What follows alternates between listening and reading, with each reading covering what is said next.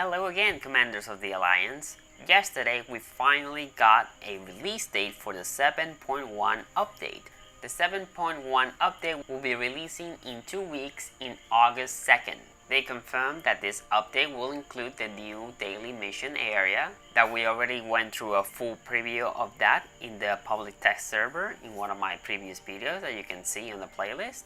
It will also include the new challenging operation for 8-player teams. There will also be improvements to the weapon outfitter system, and there will be a new story update on it that will continue the story of Darth Malgus and the mysterious Sith Lord Darth Ruhl. It says that this new story will have some key revelations of the relics that Malgus was pursuing from this Sith Lord Darth Ruhl. So hopefully that means that maybe we will see Arkan back and explore what Arkan was finding in another planet from Darth Ruhl. But that's just speculation on my part. In the same announcement, sadly they announced that Charles Boyd, the creative director, will be leaving BioWare team and will no longer be working on the Old Republic. Charles has been there from the start with Star Wars The Old Republic. In the last couple of years he was in charge of the narrative, and he was a big Star Wars fan leading up that narrative with some really exciting stories. Would talk with the fans on Twitter and socials. He was very much a pure Star Wars fan, just like the players. So he will be greatly missed, and we truly appreciate the hard work that he put out there with the narrative and stories and all his great talents that he did on Star Wars The Old Republic. So of course now you're wondering what's next in terms of the narrative for Star Wars The Old Republic without Charles. Well, Ashley Ruhl has become the new narrative director. Ashley has already been working on Star Wars The Old Republic.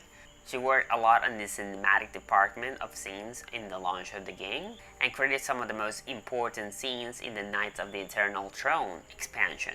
She was also the cinematic team lead of Legacy of the Sith. Now that she's the narrative director moving forward, she will be overseeing the game's storytelling efforts. She will be then working closely with Caitlin Sullivan Kelly, who is now the new lead writer of the game. Caitlin has already been working on the game for almost 8 years, closely with Charles Boyd, so no need to worry about the narrative changing suddenly or anything like that, because she was working together with Charles for a long time. Most recently, in Legacy of the Sith, she worked on the Imperial side of the Manaan story, which I thought was the better part of the expansion in terms of the storytelling. She also worked on both Republic and Imperial side of Secrets of the Enclave Flashpoint. She also worked on the writing for the Soup Rally event, and a lot of major scenes of Echoes of Oblivion, which I thought was a pretty exciting closure to the story of Valkorion and the Emperor. In the past, she was a narrative specialist, even going as far back as the development of the Shadow of Revan expansion. She provided a lot of feedback to that story. So she definitely has all the credits. So I think we're in good hands in terms of narrative, and I don't think you should worry about anything changing on the narrative side of things. Plus, other longtime members of the team still remain, including Eric Musco, who is now the lead producer of the game, George Smith, a gameplay design director who has been for almost a decade working on Star Wars The Old Republic, still remains as well.